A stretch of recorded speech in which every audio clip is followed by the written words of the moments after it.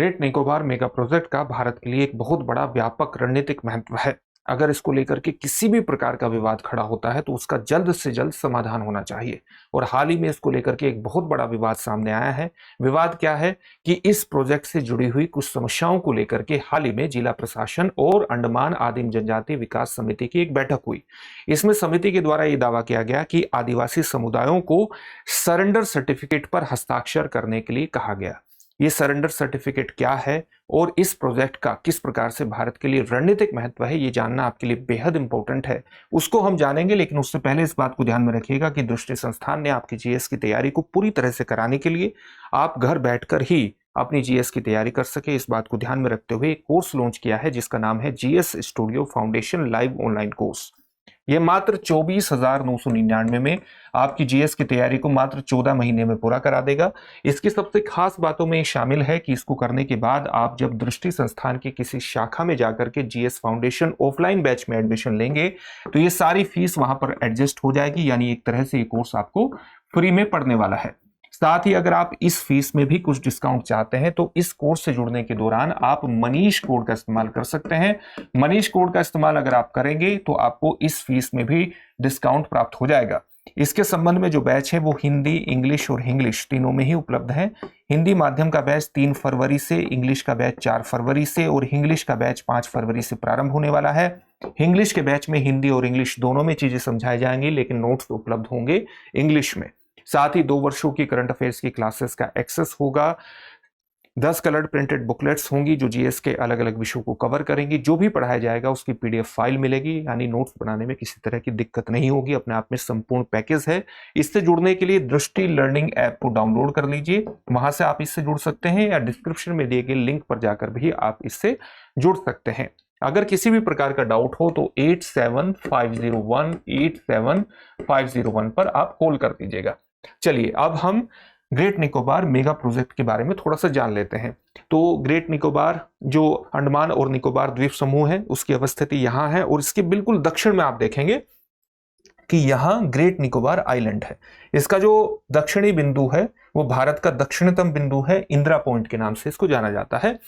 नीति आयोग ने यहां एक प्रोजेक्ट की परिकल्पना की थी जिसका शुभारंभ वर्ष 2021 में हुआ था। इसका क्रियान्वयन किसके द्वारा किया जाएगा? अंडमान एवं निकोबार द्वीप समूह इंटीग्रेटेड कॉर्पोरेशन डेवलपमेंट के द्वारा इसका क्रियान्वयन किया जाएगा। मुख्यतः 4 चीजें इसमें बनाई जाएंगी। एक होगा इंटरनेशनल कंटेनर ट्रांसशिपमेंट टर्मिनल, दूसरा होगा इंटरनेशनल एयरपोर्ट, तीसरा होगा यहां पर टाउनशिप और एरिया डेवलपमेंट किया जाएगा, और चौथा होगा यहां एक पावर प्लांट भी बनाया जाएगा। इसका सबसे बड़ा फायदा क्या होगा? जो भारत की मुख्य भूमि है उसके माध्यम से यहां जनसंपर्क और ज्यादा बेहतर किया जा सकता है। जनसंपर्क बेहतर हो जाएगा, टूरिज्म को बढ़ावा मिलेगा, और साथ ही भारत बहुत तेज गति से यहां पर अपनी रक्षा उपाय भी कर सकता है। अगर किसी भी तरह की इमरजेंसी होती है तो यहां पर भारत बहुत तेजी से अपना जो रसद है वो बहुत तेजी से पहुंचा सकता है, अपने इक्विपमेंट को बहुत तेजी से, जो रक्षा से जुड़े हुए हैं, वो डिफेंस से जुड़े हुए हैं, वो पहुंचा सकता है।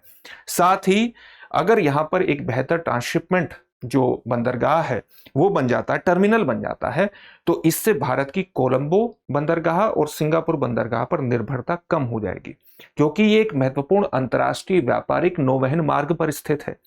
अंतर्राष्ट्रीय व्यापारिक नौवहन मार्ग ऊर्जा का भी एक महत्वपूर्ण मार्ग है, और आप जानते हैं कि इंडो पैसिफिक के क्षेत्र में लगातार चीन असर्टिव होता जा रहा है, तो उस पर निगरानी रखने के अंतर्गत और साथ ही अपने नौवहन मार्गों की स्वतंत्रता को सुनिश्चित करने के लिए, उनके फ्री एंड फेयरनेस को सुनिश्चित करने के लिए इसका भारत के लिए एक रणनीतिक महत्व एस्टैब्लिश निश्चित रूप से हो जाता है। ये इसका मुख्यतः रणनीतिक महत्व हुआ।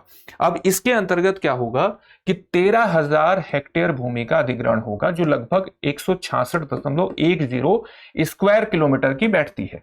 ठीक है, इसके अंतर्गत वन भूमि का कितना अधिग्रहण होगा? 130.75 स्क्वायर किलोमीटर की वन भूमि का होगा, और 84.10 स्क्वायर किलोमीटर की जनजातीय भूमि का अधिग्रहण होगा, और कई गांव भी इससे प्रभावित होंगे। आप ये भी जानते हैं कि वर्ष 2004 में यहां सुनामी भी आई थी, उसके कारण यहां से जो 27 गांव थे वो नष्ट हो गए थे, और बची हुई जनसंख्या को यहां कैंपबेल बे के आसपास बसाया गया था। इनकी लगातार डिमांड है कि ये हमारा जो पुराने गांव थे, पैतृक गांव थे, हमें वहां पर पुनः बसाया जाए।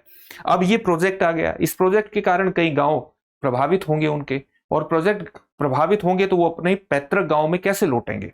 साथ ही आप ये भी जानिए कि जो फॉरेस्ट राइट एक्ट है 2006 का, जिसके अंतर्गत जो वनवासी, वन में रहने वाले आदिवासी हैं और अन्य परंपरागत वनवासी हैं, उनके वन संसाधनों पर अधिकारों को कानूनी मान्यता प्रदान की गई है। इसके माध्यम से अगर आपको किसी भी वन भूमि पर, जो कि इनके अधिकार के अंतर्गत आती है, कोई प्रोजेक्ट चलाना है, चाहे सड़क बनानी है, बंदरगाह बनाना है, एयरपोर्ट बनाना है, तो उस पर क्या करना होगा, एक प्रक्रिया का आपको पालन करना पड़ेगा। यानी एफआरए से संबंधित कोई भी दावा उस पर लंबित नहीं होना चाहिए। इस बात को ध्यान में रखना है।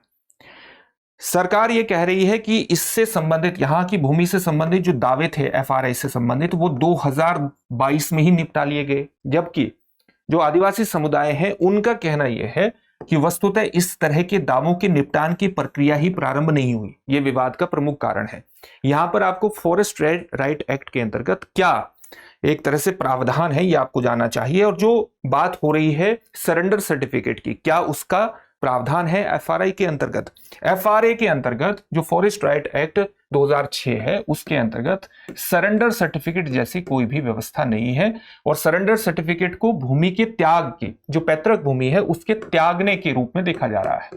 ठीक है, 2006 का जो फॉरेस्ट राइट एक्ट है उसके अंतर्गत क्या प्रक्रिया है, जैसे किस तरह के अधिकारों को मान्यता प्रदान की गई है इस एक्ट के अंतर्गत। एक तो व्यक्तिगत अधिकारों को मान्यता प्रदान की गई है। व्यक्तिगत अधिकार कहां पर होंगे, किसी न किसी तरह की कृषि भूमि पर होंगे।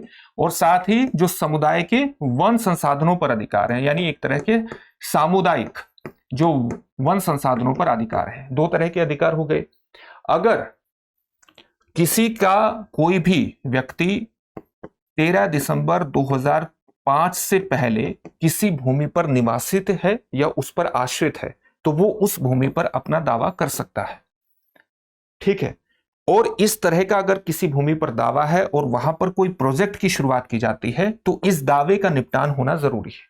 और इस दावे का निपटान की प्रक्रिया क्या होगी कि नो ऑब्जेक्शन सर्टिफिकेट या क्लेम रिजेक्शन सर्टिफिकेट वन विभाग को प्राप्त करना है। और वन विभाग तभी उस पर किसी प्रोजेक्ट को चलाने की अनुमति प्रदान कर सकता है। सरेंडर सर्टिफिकेट जैसी व्यवस्था नहीं है। नो ऑब्जेक्शन सर्टिफिकेट की है और क्लेम रिजेक्शन सर्टिफिकेट की है। यानी आपको पहले उनकी अनुमति प्रदान करनी, प्राप्त करनी होगी तभी। और अनुमति प्रदान करने के अंतर्गत कौन प्रमुख है? ग्राम सभा। और ग्राम सभा की जो सहमति है, ग्राम सभा की सहमति पूर्व होनी चाहिए, स्वतंत्र होनी चाहिए और सूचित सहमति होनी चाहिए। और ग्राम सभा की सहमति मिलने के बाद वो उपमंडल स्तरीय समिति के पास जाता है और फिर जिला स्तरीय समिति के पास भी वो चीज जाती है। लेकिन इसके अंतर्गत ग्राम सभा को प्रमुख रूप से बनाया गया है। तो क्या इस प्रक्रिया का पालन हुआ है? और अगर नहीं हुआ है तो इस प्रक्रिया का पालन निश्चित रूप से होना चाहिए। इस मामले में सबसे केंद्रीय बात यही आती है।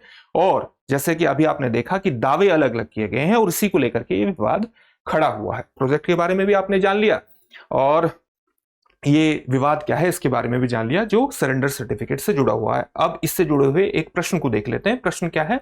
प्रश्न से पहले एक बात को भी ध्यान में रखिएगा कि दृष्टि संस्थान आपके लिए इस रिपब्लिक डे पर एक खास उपहार भी लेकर के आया है। उपहार क्या है? रिपब्लिक डे सेल के रूप में आपको दृष्टि लर्निंग ऐप पर उपलब्ध आईएएस के सभी ऑनलाइन पेन ड्राइव कोर्सेज और टेस्ट सीरीज पर 24 से 27 जनवरी तक 50% तक का डिस्काउंट प्राप्त हो रहा है। साथ ही बुक्स और डिस्टेंस लर्निंग प्रोग्राम पर भी आपको 25% का डिस्काउंट प्राप्त होगा 24 से 27 जनवरी। इसके लिए अभी डाउनलोड कीजिए दृष्टि लर्निंग ऐप और किसी भी प्रकार का डाउट हो तो 87501 पर कॉल कर लीजिएगा। इस छूट का लाभ आप डिस्क्रिप्शन में दिए गए लिंक पर जाकर भी उठा सकेंगे।